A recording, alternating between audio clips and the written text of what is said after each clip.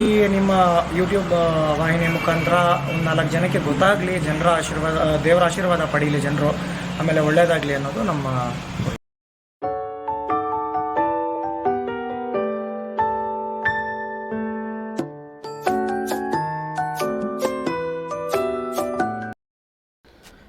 ನಮಸ್ಕಾರ ಕರ್ನಾಟಕ. ಎಲ್ಲರೂ ಹೇಗಿದ್ದೀರಾ? ಚೆನ್ನಾಗಿದ್ದೀರಾ ಅಂದ್ಕೊಂಡಿದ್ದೀನಿ.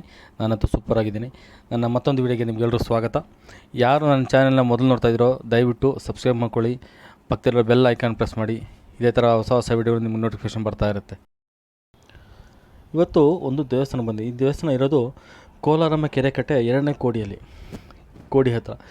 ಇಲ್ಲಿ ಏನಪ್ಪ ವಿಶೇಷ, ಯಾವ ದೇವಸ್ಥಾನ ಅಂದರೆ ನಿಮಗೆ ಕಾಣಿಸೋದು ಒಂದು ಆಂಜನೇಯ ಸ್ವಾಮಿ, ಇನ್ನೊಂದು ಶ್ರೀ ಮಹಾವಿಷ್ಣು ಅವತಾರ. ತುಂಬ ದೇವಸ್ಥಾನಗಳಿದೆ, ಸತ್ಯನಾರಾಯಣ ಸ್ವಾಮಿ ದೇವಸ್ಥಾನ, ವೆಂಕಟರಮಣ ಸ್ವಾಮಿ ದೇವಸ್ಥಾನ ತುಂಬ ಇದೆ ಕೋಲಾರಲ್ಲಿ. ಆದರೆ ಇದು ವಿಷ್ಣು ಅವತಾರ. ಏನಂತಾರೆ, ವಿಷ್ಣುದ ಒಂದು ಈ ಥರ ಒಂದು ವಿಗ್ರಹ ನಾನು ಕೋಲಾರಲ್ಲಿ ಎಲ್ಲೂ ನೋಡಿಲ್ಲ. ಇದೇನೋ ನನಗೆ ಗೊತ್ತಿಲ್ಲ. ನಾನು ಸುಮಾರು ದೇವಸ್ಥಾನ ನೋಡಿದ್ದೀನಿ, ಬಟ್ ಈ ಥರ ವಿಷ್ಣು ವಿಗ್ರಹ ಇರೋದು ನನಗೆ ಗೊತ್ತಿಲ್ಲ.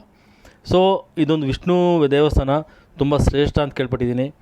ಬನ್ನಿ ದೇವಸ್ಥಾನಕ್ಕೆ ಹೋಗೋಣ, ಅಲ್ಲಿನ ವಿಶೇಷ ತಿಳಿಯೋಣ, ಅಲ್ಲಿನ ಯಾವತ್ತೂ ವಿಶೇಷ, ಅಲ್ಲಿ ಯಾವ ಥರ ಪೂಜೆ ಪುನಸ್ಕಾರ ಅಂತ ಪ್ರತಿಯೊಂದು ತಿಳಿಯೋಣ. ಹಾಗೆ ನಿಮಗೂ ತಿಳಿಸ್ಕೊಡ್ತೀನಿ.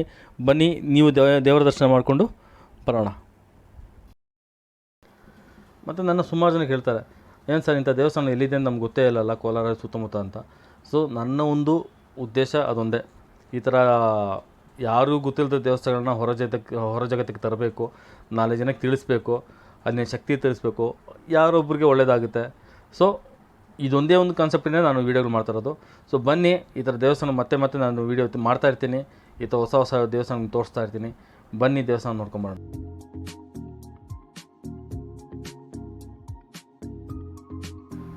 ನೋಡಿ ವೀಕ್ಷಕರೇ, ಇದು ಶ್ರೀ ಹನುಮಾನ್ ಆಂಜನೇಯ ಸ್ವಾಮಿ ವಿಗ್ರಹ, ಆಂಜನೇಯ ಸ್ವಾಮಿ ದೇವಸ್ಥಾನ ಇದೆ.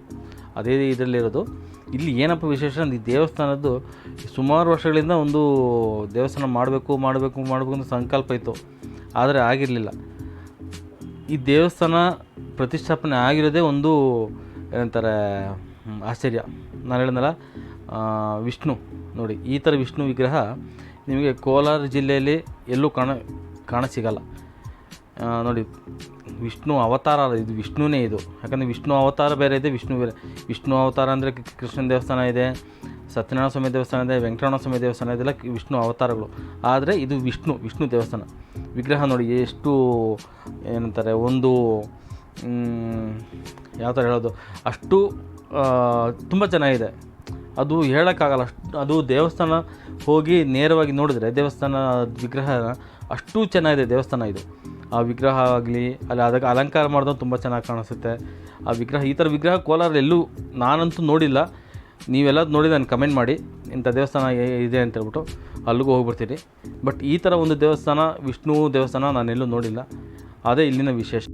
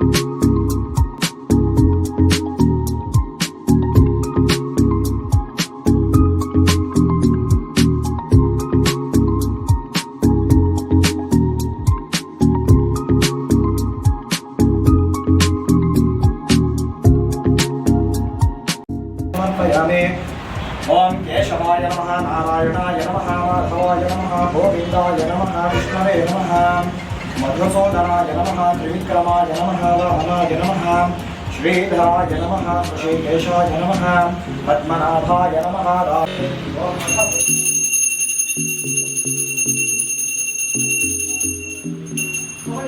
ವಿಡಿಯೋ ಮಾಡ್ತಾರೆ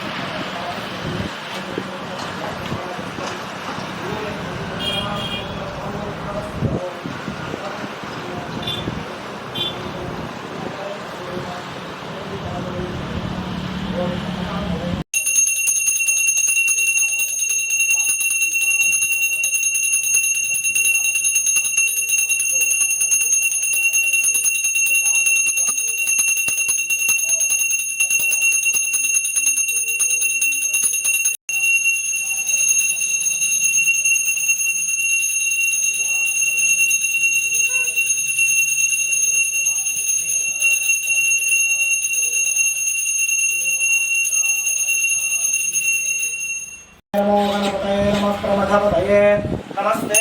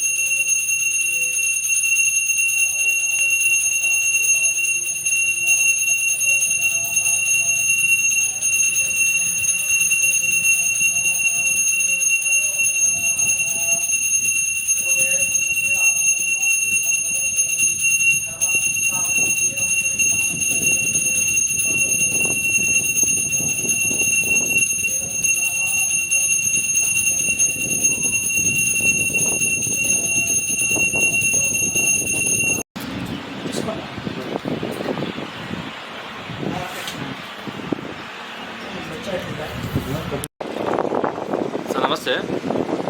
ಈ ದೇವಸ್ಥಾನದ ಬಗ್ಗೆ ಕೇಳ್ಪಟ್ಟಿದ್ದೆ. ಈ ಥರ ಒಂದು ಮಹಾವಿಷ್ಣು ದೇವಸ್ಥಾನ ಇದೆ ಅಂತ ನೋಡಿದೆ ಇವತ್ತು. ತುಂಬ ಚೆನ್ನಾಗಿದೆ. ಈ ದೇವಸ್ಥಾನದ ಬಗ್ಗೆ ನಮ್ಮ ವೀಕ್ಷಕರಿಗೆ ಒಂದು ಎರಡು ಮಾತು ಸ್ವಲ್ಪ ಜೋರಾಗಿ. ಈ ದೇವಸ್ಥಾನ ಇರೋದು ಬಂದ್ಬಿಟ್ಟು ಕೋಲಾರಮ್ಮ ಕೆರೆ 2ನೇ ಗುಡಿ ಪಕ್ಕದಲ್ಲಿ. ಈ ಮಹಾವಿಷ್ಣುವಿನ ದೇವಸ್ಥಾನ ಬಂದ್ಬಿಟ್ಟು 2008ರಲ್ಲಿ ಪ್ರತಿಷ್ಠಾಪನೆ ಆಗಿದೆ ಮತ್ತು 2022ರಲ್ಲಿ ಇಲ್ಲಿ ಆಂಜನೇಯ ಸ್ವಾಮಿಯನ ದೇವಸ್ಥಾನವನ್ನು ಇಲ್ಲಿ ಗರ್ಭಗುಡಿಯನ್ನು ದೇವರನ್ನು ಪ್ರತಿಷ್ಠಾಪನೆ ಮಾಡಲಾಗಿದೆ. ಇಲ್ಲಿ ವಿಷ್ಣು ಬಂದ್ಬಿಟ್ಟು ಕೋಲಾರ ಜಿಲ್ಲೆಯಲ್ಲಿ ಈ ಥರ ಒಂದು ವಿಗ್ರಹ ನಾನು ಎಲ್ಲೂ ನೋಡಿಲ್ಲ. ಯಾಕಂದರೆ ದೇವರ ಒಂದು ಎತ್ತರ, ಅದರ ಒಂದು ಇದು ಒಂದು ತುಂಬ ವಿಶಿಷ್ಟವಾಗಿದೆ. ಆಮೇಲೆ ತುಂಬ ಜನ ಬಂದ್ಬಿಟ್ಟು ಇಲ್ಲಿ ಬರೋದು ಈ ಮದುವೆ ಆಗ್ತಿರೋರು ಮತ್ತು ಇದಕ್ಕೆ ನನ್ನ ಮನೆ ಕಟ್ಟಕ್ಕೆ ನನ್ನ ಸಮಸ್ಯೆ ಇರೋರು ಇಲ್ಲಿ ಬಂದು ಆಂಜನೇಯ ಸ್ವಾಮಿಗೆ ಇದನ್ನು ಕಟ್ಟಿ ಹೋಗ್ತಾ ಇರ್ತಾರೆ. ಆಮೇಲೆ ಆಂಜನೇಯ ಸ್ವಾಮಿಗೆ ಮುಖ್ಯವಾಗಿ ಇಲ್ಲಿ ಕಬ್ಬಿನ ಹಾಲಿನ ಅಭಿಷೇಕನ ಮಾಡಿಸಿದ್ರೆ ಇಲ್ಲಿ ಒಳ್ಳೆಯದಾಗುತ್ತೆ ಅನ್ನೋದು ಒಂದು ಜನರ ನಂಬಿಕೆ ಮತ್ತು ಸುಮಾರು ಜನಕ್ಕೆ ಆ ಥರ ಆಗಿದೆ. ಅದಕ್ಕೆ ಉದಾಹರಣೆ ನಾವೇ ಇದ್ದೀವಿ. ಆಮೇಲೆ ಮುಖ್ಯವಾಗಿ ಇಲ್ಲಿ ವಿಷ್ಣುವಿಗೆ ಮಹಾವಿಷ್ಣುವಿನ ಇದು ನೋಡ್ತಿದ್ರೆ ನಿಮಗೆ ಗೊತ್ತಾಗುತ್ತೆ. ಯಾಕಂದರೆ ಇಲ್ಲಿ ಬೇರೆ ಎಲ್ಲೂ ಈ ಥರ ಒಂದು ವಿಗ್ರಹ ನಮಗೆ ಎಲ್ಲೂ ಕೋಲಾರ ಜಿಲ್ಲೆಯಲ್ಲೂ ಸಿಗಲ್ಲ. ಹಾಗಾಗಿ ಇದು ವಿಶಿಷ್ಟತೆಯನ್ನು ಹೊಂದಿದೆ. ಆಮೇಲೆ ಇದು ಯಾರಿಗೂ ಜನರಿಗೆ ಅಷ್ಟೊಂದು ಬೇಗ ಕಾಣೋದಿಲ್ಲ. ಯಾಕಂದರೆ ರೋಡ್ ಸೈಡಲ್ಲಿ ಇರೋದ್ರಿಂದ ಯಾರಿಗಾನ ಗೊತ್ತಿರೋರಿಗೆ ಇದ್ರ ಬಗ್ಗೆ ತಿಳುವಳಿಕೆ ಇರೋರಿಗೆ ಮಾತ್ರ ಅವರು ಬರ್ತಿದ್ದಾರೆ. ಸೊ ಈ ನಿಮ್ಮ ಯೂಟ್ಯೂಬ್ ವಾಹಿನಿ ಮುಖಾಂತರ ಒಂದು 4 ಜನಕ್ಕೆ ಗೊತ್ತಾಗಲಿ, ದೇವರ ಆಶೀರ್ವಾದ ಪಡೀಲಿ ಜನರು, ಆಮೇಲೆ ಒಳ್ಳೆಯದಾಗಲಿ ಅನ್ನೋದು ನಮ್ಮ ಕೋರಿಕೆ. ಇದು ಯಾವತ್ತು ಓಪನ್ ಇರುತ್ತೆ, ಯಾವ ಥರ? ಇದು ಬಂದು ಅವರು ಬರೋಕ್ಕೆ ಮುಂಚೆ ಒಂದು ಸತಿ ಕರೆ ಮಾಡಿ ಬಂದರೆ ಒಳ್ಳೆಯದು. ಇಲ್ಲ ಅಂದರೆ ಶನಿವಾರ ಮತ್ತು ಭಾನುವಾರ ಇದು ಓಪನ್ ಇರುತ್ತೆ ಬೆಳಗಿನ ಜಾವ. ತುಂಬ ಧನ್ಯವಾದ. ನೋಡಿದ್ರೆ ವಿಷ್ಣು ದೇವಸ್ಥಾನ ಮತ್ತು ಆಂಜನೇಯ ಸ್ವಾಮಿ ದೇವಸ್ಥಾನ ಬನ್ನಿ, ಎಲ್ಲರೂ ದೇವದರ್ಶನ ಮಾಡ್ಕೊಳ್ಳಿ. ನಾನು ಮತ್ತೆ ಇದೇ ಥರ ಇನ್ನೊಂದು ವೀಡಿಯೋದಲ್ಲಿ ಸಿಗ್ತೀನಿ. ಎಲ್ಲರಿಗೂ ಟೇಕ್ ಕೇರ್, ಬಾಯ್.